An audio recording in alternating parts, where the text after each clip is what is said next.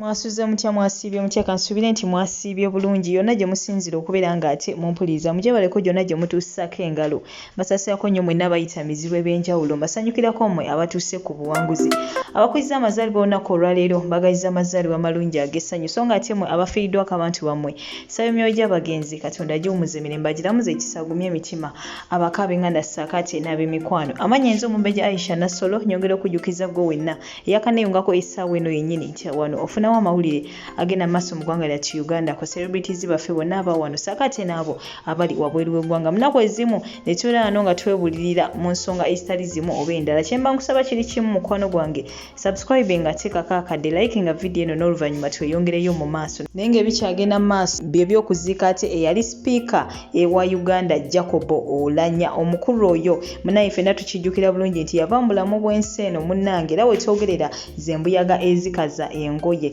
olunaku olwaleero lwe lunaku munnange lwagenda okubeera nga ate aziikibwa wabula nga ate wabaddewo katemba mungi nnyo abamu bagamba musimanga bamuziise n'olweyo y'ensonga lwaki ebigenda mu maaso nga naye woobiraba mu katambi ako ke nkuteereddeko mbu y'ensonga lwaki bibaddeko munnange empewo evudde eri bw'etyo n'ekuba katenti ne kagwa eri abantu munnange ne batandika okubeera nga ate bakola ki bakwegamba baleekana beebuuza ki ekigenda mu maaso ngenda kuba nkulekerako akatambi ako katono nnyo n'oluvannyuma era still ngenda kuba nkulekerako akatambi bikyayitingana nnyo bingi nnyo nnyini ddala ku ssente ate munnange ze baateekawo musimanga ze zigenda okubeera nga ate ziggwera mu by'okuziika omukulu ono Jacob Oulanya bangi nnyo bakyagenda mu maaso n'okubeera nga ate babyogerako saako ate ne bwino omulala okubeera nga ate avaayo ngenda kuba nkulekerako akatambi kano ka Eddie Mezaya ayina ate bwino gwazze naye ku mugenzi ono Jacob Oulanya naye nga ekisinga obukulu twongera okusaba omwoyo gw'omugenzi katonda aguwumuze emirembe agulamuze ekisa yongere okubeera nga ate bambi agumya abako ab'enganda ssaako ate n'ab'emikwano sigana enzo Omumbejja Aisha Nassolo kyenkusaba kyoli kimu subscribe nga teekako akadde mukwano gwange like nga video eno oba ogyagadde n'oluvannyuma toseetuka kubanga ate nkomawo n'amawulire amalala mangi nnyo mangi ddala goodbye for now.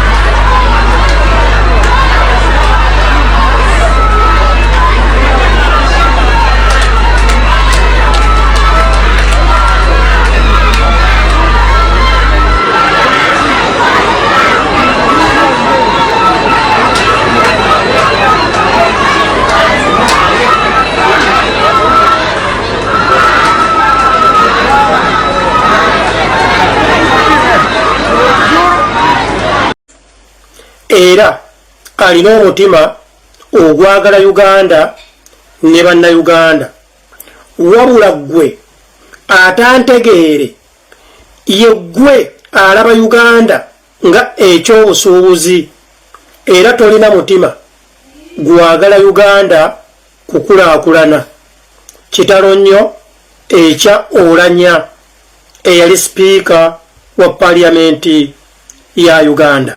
Bannayuganda obusiru twayonka buyonke. Bannayuganda waliwo eyaloga bannayuganda obusiru oba Mukama Katonda yakuŋŋaanya obusiru olw'ensi yonna n'abuteeka mu nsi ya Uganda era n'abuwa bannayuganda kubanga buli kintu kyonna eky'ekisiru mu nsi yonna okisanga mu bannayuganda abaasoma n'abataasoma era gwe munnayuganda bw'obeera nga walonda ekipapula kya memba wa paliamenti eya Uganda nkwegayiridde njagala omanye nti ye gwe mulabe wa Uganda namba emu era njagala omanye nti ye gwe atayagala nsi ya Uganda kukula era njagala omanye nti ye gwe mutemu eyakontributinga mu kutemula abaana baffe n'abazzukulu be tujja okuleka mu nsi ya Uganda kyannaku nnyo. Bannayuganda muntegeere bulungi nze siri munnabyabufuzi ensonga zino nzoogera nga nze kyempulira ku mutima kyannaku nnyo. Gavumenti ya Uganda ng'eyita mu paliyamenti ya Uganda bakwata obuwumbi 2 n'ezigwamu ne baziwa omugenzi Oulanya agende Seattle bamujjanjabe. Ezo nno sizirinaako mutawaana kubanga baali bataasa bulamu bwa munnayuganda munnange era baali bataasa bulamu bwa sipiika owa paliyamenti ya Uganda. Ekyo kyali kituufu kubanga bagamba nti nno nezinaafa. Naye sente ezisinga okunnuma, esente ezinzigyeko waya, esente ezinkaabya bwe luwumbi 2.5 paliyamenti ya Uganda bwe yayisa nga sente ezo zakuzza mulambo omuntu amaze okufa mwami Oulanya, nga sente ezo zakukola mu kuziika omulambo obuwumbi 2.5. Abasajja bano abataswala n'abakazi bano abataswala be twasindika mu paliyamenti ekyamazima ne bayisa sente ezo nga bammemba abayisa sente ezo mu paliyamenti ewaabwe abantu ababasindika okubateeseza tebalina mazzi ge banywa na bisolo. Naye omusiru n'ayimirira n'awanika omukono n'agamba nti aproposinga obukadde 2,205 zikole mu kuziika omuntu nga gavumenti ya Uganda terina sente, nga gavumenti ya Uganda esiiba etulaga nti nno bagenda kwewola sente ez'okusasula abasomesa, bagenda kwewola sente ez'okusasula abapoliisi, ez'okusasula ba amemeni security, nga bagenda kwewola sente ez'okukola ku masomero, nga bagenda kwewola sente ez'okusasula abasawo, nga bagenda kwewola sente ez'okuzimba enguudo, nga bagenda kwewola sente ez'okusima enzizi abantu banywa amazzi amatuufu. Kyannaku kikaabya amaziga era kya kisiru emirundi mutwalo. Gwe memba wa paliyamenti n'oyasamya omumwa nga ewammwe abaana tebasoma, abasomesa batudde tebasasulwa, naye n'okkiriza okuyisa obuwumbi 2.5 bukole mu kuziika omuntu eyafudde. Waliyo omuntu afa n'akomawo ku nsi. Kambuuza kibuuzo eky'ekisiru, mwami Oulanya sente ezo zonna ze mwamutaddeko nga mumuziika agenda kudda ku nsi? Sente ze mwateeka ku mwami Oulanya nga mumuziika wakudda ku nsi? Era gwe omusiru gwe memba wa paliyamenti njagala ofubiitirizeemu singa mwakwata sente ezo ne mugamba nti ne mwami Oulanya katumuziike ne miliyoni 2. Era nezo zalibadde nnyingi. Miliyoni ezisigadde sente zonna ne mugamba katusimiremu abantu b'Ekalamojja amazzi ga Nayikondo, katuzimbemu referral hospital eyo mu Kalamojja, abantu b'Ekalamojja katubazimbira amasomero agategeerekeka, katugule entebe abaana kwe batuula Ekalamojja. Teekawo ekitundu kyonna ekya Uganda. Trust me, ezo sente zandibadde zisobola okugulira abaana ba Uganda abasoma mu primary ne secondary, buli mwana n'afuna watuula ku ntebe ate nga atudde comfortable nnyo, nga buli mwana atudde ku ntebe yiye. Naye ne bakwata sente ne baziteeka ku muntu afudde. Uganda ani atuloga? Njagala gwa munnayuganda ogende mu malwaliro ga Uganda, omukazi atuuka okuzaala nga talina wadde jirita egenda okumusala ekyenda, naye ne bakuwaata obuwumbi 2 nga ababuyisa beebo be tulowooza nti nno twabalonda nga batusinga okutegeera. Abayisa sente ezo beebo bannayuganda be tulowooza nti nno bo bankizo. Igwe munnayuganda awuliriza, njagala okwata vidiyo eno ogiweereze omuntu wo eyalonda ekipapula kya memba paliyamenti, ne wabulayo memba paliyamenti yenna afunamu akategeera agamba nti bannange sente ezo nnyingi agamba nti nedda okuziika omuntu muyisa mutya obuwumbi 2 n'ekitundu nga nawe kennyini okimanyi nti abasajja abakuuma ensi yaffe Uganda abapoliisi basula mu buyumba omutasobola nakusula mbizzi. Njagala mbuuze ng'omusiru minisita namulabidde ddala mu vidiyo ng'agamba omulambo gwa mwami Oulanya baaguleetera ku express. Kiyamba ki okuteekamu ssente empya n'enkadde okutambuza omulambo ku express? Omulambo mwagutambuza gutuuke Uganda gugu addemu abeere mulamu. Igwe member parliament abantu abakulonda okakasa nti nno bo balina kye balya. Tulina abaana ku nguudo naye ne muyisa obuwumbi 2 baziika omuntu afudde. Igwe okimanyi nti nobeera nga akutte obuwumbi obwo 2 n'obuteeka mu ttaka. Njagala mbuuzeemu gavumenti ya Uganda imwe ebipapula by'abamemba ba parliament sente ezo senga mwagulamu eddagala ne mumanya nti no buli referral hospital mugitaddemu at least painkiller. Sente ezo ze mwakwata ne muyiwa ne muteeka ku mulambo singa mwazimbamu amasomero abaana b'abanaku ne basoma. Sente ezo at least kale singa mwatuteeramu obupande ku nguudo abantu ebalekerawo okufa accident naye ne mukwata sente ezo ne muziteeka ku mufu agenda kudda nti mwamuteekako sente empitirivu agenda kudda. Era mugaso ki ogw'okuleeta omulambo ku express?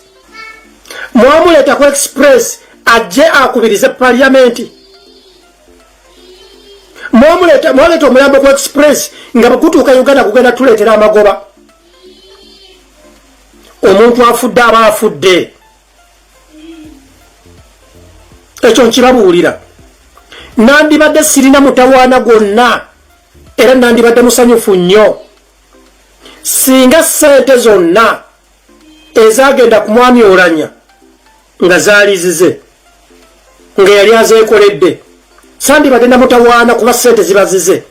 Naye zino ssente za Munnayuganda. Omwana oli ayita ku miti ng'agenda mu kibiina. Omusajja wa poliisi, omusirikale asula mu India poye. Ezo ssente zize. Wakiri mwali kutte ssente ezo ne muzimbiramu abapoliisi ne musasula emisaala gy'abasirikale. Mwandikutte ssente ezo ne muteerawo public toilets mu buli town council ya Uganda. Naye gwe Munnayuganda asobola okukubuuza mu Uganda yonna osobola okumbuulira wali public toilet? Naye Uganda neekwata ssente ebipapula by'abamemba ba parliament bannange ne bayisa ssente okutambuza omufu ku express ng'abantu abakulonda ggwe okugenda mu parliament tebalina nno bapama. Kati njagala mbuuze Mityana North, Kalangaalo, Namutamba, Bulera, Kiryokya, Edinizaya gye nzaalibwa. Njagala mbuuze waliyo public toilet? Webuuze mu kitundu kyo member parliament gwe wasindika sente ezo senga yazirobinze ne bagamba nti nno ne bannange tukwateko $5,000,000 wakiri zigende mu kusimira abantu toilet. Naye ne musiiba nga mugamba tetuyina ssente ne mwewola ssente mutambuze maiti omuntu afudde nga public service abakozi ba gavumenti bangi nakati tebannaba kufuna aliyazi zaabwe. Abantu tebasasulwa ssente ze bakolera. tunuulira obutale abakyala abo batunda mu butale wapama biba mumuguza 5 buli lwagenda okupama oba okufuka naye njagala mbuuze ezo sente tezisobola kusimira abantu public toilets ku buli katale kati gwe member parliament ogenda kuddayo otya mu bantu bo era obagamba otya nti oli eyafa yali wakitiibwa nnyo ne tukwata ssente z'abannayuganda ne tuziteekayo bannange bannayuganda njagala tutunuleko emabega tutunulire omugenzi Michael Jackson bwe yafa bamuziika mu nziike y'ebbeeyi kuba ssente zaali zize za ntuuyo ze ezo sizirinako mutawaana njagala tutunulira Princess Diana bwe yafa ssente zaali zize ezakola mu kuziika ezo sizirinako mutawaana mwami Oulanya ne bwe baali badde nga bamugulidde ennyonyi nga bagenda kumuziika mu nnyonyi ng'akozeseza ssente zize sandibadde na mutawaana naye temusobola kusiriwalira ku bannayuganda ne mukwata ssente z'abannayuganda ne muziteeka mu mufu ng'abakozi babanja ssente zaabwe ezigaanidde mu NSSF baagaana okuzibawa Uganda terina ssente naye ne musobola okufuna ssente ku express muleete omulambo obuwumbi 2 n'ekitundu ne mutuuka ne mufunamu kafansonyi ne mugamba tusale ssente zino ne muziza kawumbi kamu mu miliyoni 2 igwe munnayuganda aliawo atategeera bulungi omutumbaavu akawumbi ze miliyoni za Uganda 10 akawumbi ka ssente kagulira abaana entebe deske kwe batuula Uganda yonna nefuna buli ssomero ne lifuna akawumbi ka ssente kasobola okuzimba amasomero 4 agoogerwako abaana b'ensi ne basoma akawumbi ka ssente kasasula abapoliisi abasukka omutwalo omusaala akawumbi ka ssente kakola omulimu munene nnyo mu kusima amazzi ga nayikondo buli nayikondo bagisimira miliyoni 3 kati balamu akawumbi zaali badde nayikondo nga mmeka mu Uganda era kitwala kiggwe ekipapula kya member parliament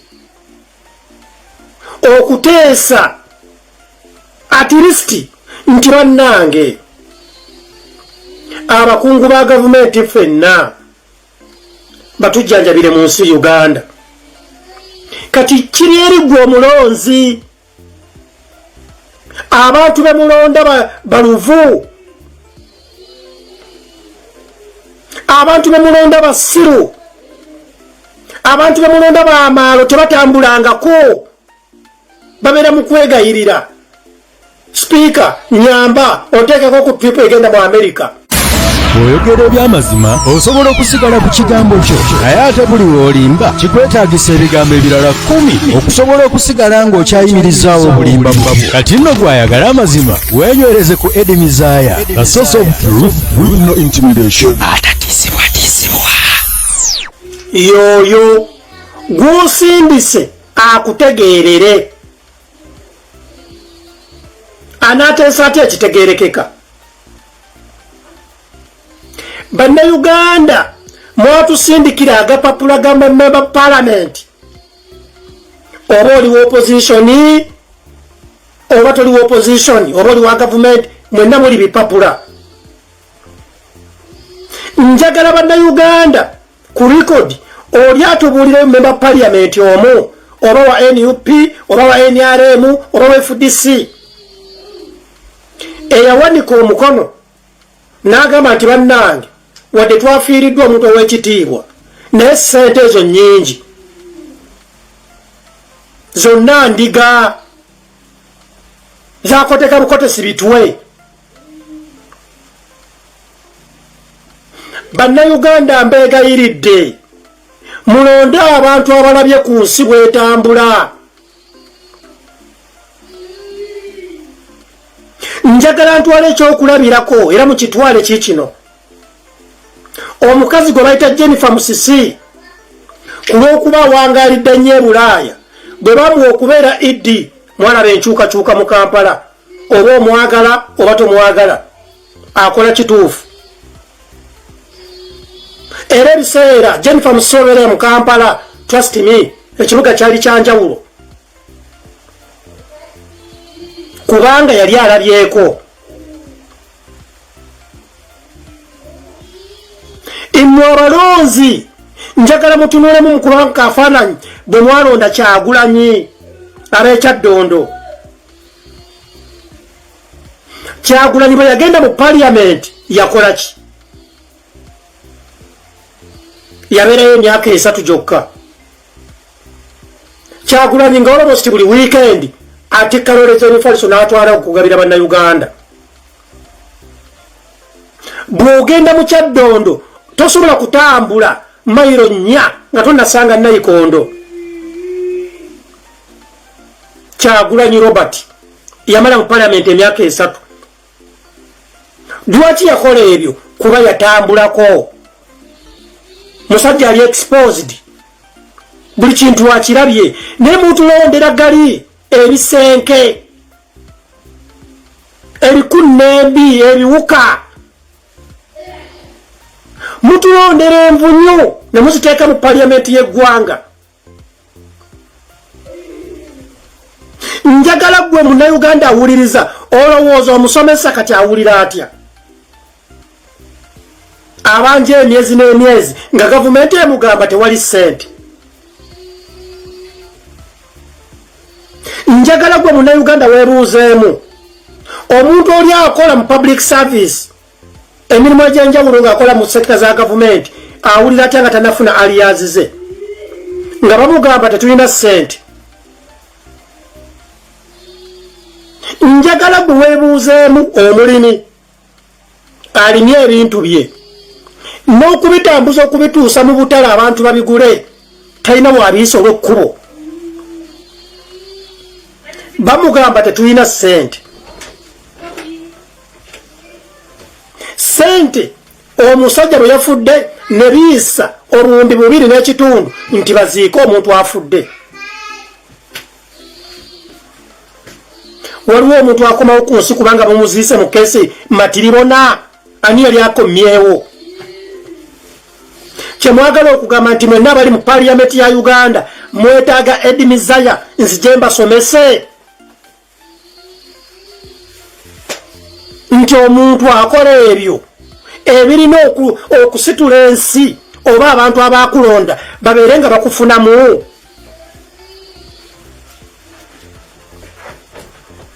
Mwagala edimizaya male kulya mmese mulyoke mutegere mwe bamebe ba parliament mulina okuddamu amagezi. Okulonda speaker Anita ne babawa milioni 5. Njagala gwe Munnayuganda ali eyo kubisaamu milioni 5 mu bammemba ba parliament 6. Simanyi 6. Ezo sente ozigatte kuzaziika mwami Oulanya.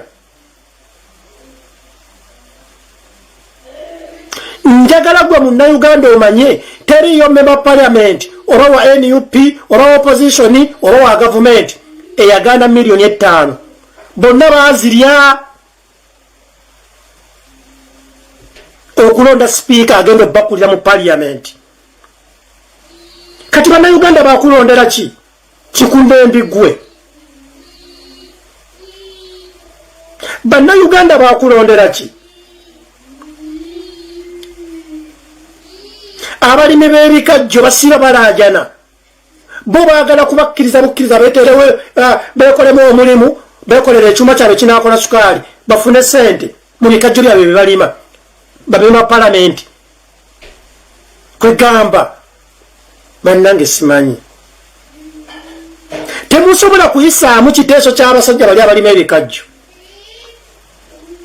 bw'ogenda ku bavubi babattira ku mazzi naye muli awo agatema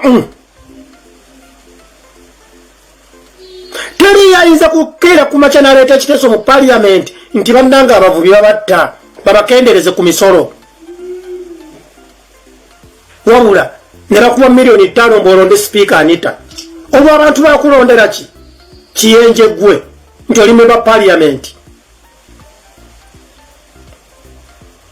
bannayuganda mwabakanganga luli nga tulowooza nti memba parliament abeera wanjawulo nnyo memba parliament talina kyali era gwe munnayuganda omulonzi beera steady okulonda okuddako omanyani gwogenda oteeka mu parliament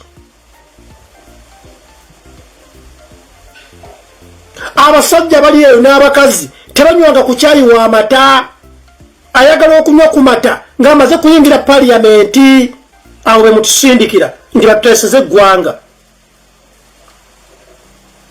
ayagala kulinnya ku nnyonyi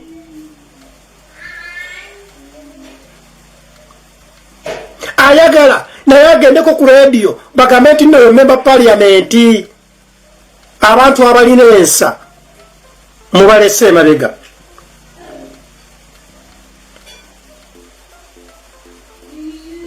mbaddiramu sirina mutawaana gwonna ku miliyoni 2 n'ekitundu miliyoni 2 sorry obuwumbi 2 n'ekitundu ze baasooka okuwa mwami Oulanya agenda jjanjabibwe kuba we yali mulamu omuntu babeera omulamu okola kyonna ekisoboka okutaasa obulamu bw'omuntu naye sente ezinnuma ze zino ez'okukola ku maziika singa mwakwata bukwasi miliyoni 2 ne mugamba katuziteeke mu kuziika Oulanya yandibadde taggwerayo mu ttaka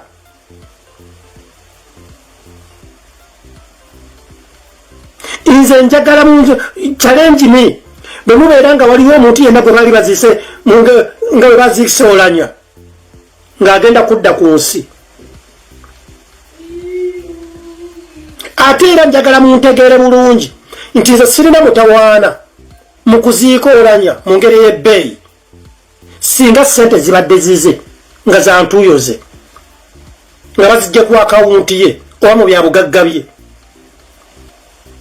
naye n'otokwata ssente z'abannayuganda ziri mu NSSF omukozi akola ne mumujjako ssente ze ssente zino zitwala mu Bank of Uganda Bank of Uganda gye beewoze mbu twewoze twagyeyo ssente mu kittavu kya gavumenti ne baziteeka ku mufu naye nga tubadde mu lockdown nga buli muntu akaaba nti bannange mutuwe kasente kaffe tulye omuntu n'akola emyaka 40 naye nga tebamuwanga kuwadde 10 n'essente ne bazikwata ne baziteeka ku mufu eyaba mwakyoli simanyi akyoli simanyi biki eggulu biki eyo njagala mbabuuzeemu mwali badde muwulira mutya singa baakutta akawumbi ako ne bagamba katuzimbemu essomero tulituuma Oulanya Memorial School abaana b'omu kitundu ne basoma mwandibadde muwulira mutya abantu b'omwakyoli singa akawumbi ako bakakwata ne bagamba tuzimbe eddwaliro eyo mwakyoli tulituumye Oulanya Memorial Hospital ne bajjanjaba abantu beeyo abakyala ne balema kuzalya ku makubo era mwandibadde muwulira mutya abantu b'omwakyoli singa sente zo bazikutte ne bagamba nti nno buli katawuni akali mwakyoli region tuteekemu nayikondo n'oluzzi ente mwe zinywa amazzi okutaasa ebisolo byammwe mwandibadde muwulira mutya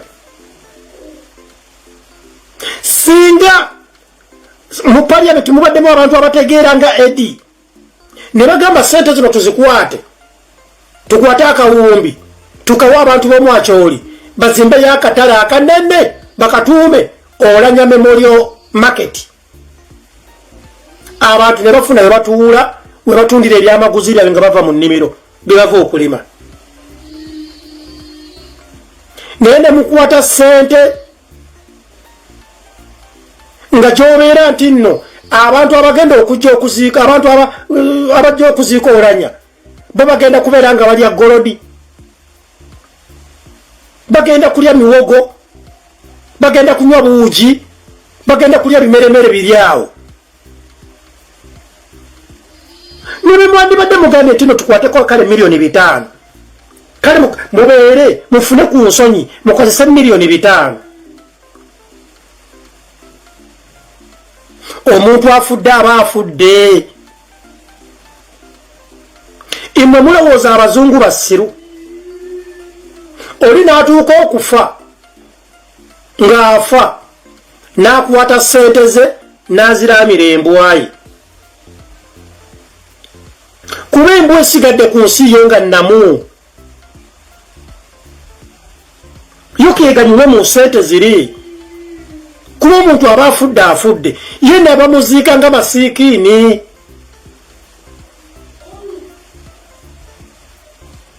ne bakwata ssente ne bagamba nti ssente ezo bazisindike mu bantu abanaku abali mu Afirika ssente ezo nziwadde Red Cross ssente ezo nziwadde NSSF kimanyi UNICEF babeera basiru naye mmwe ne mukwata obuwumbi n'obuwumbi mumuteeke ku mulambo omuntu afudde waliwo omuntu afudde alina omulimu gwakola nti mwabadde muteekamu ssente zo mufunemu ngamba mu ababemba ba parliament abatuyisa agatama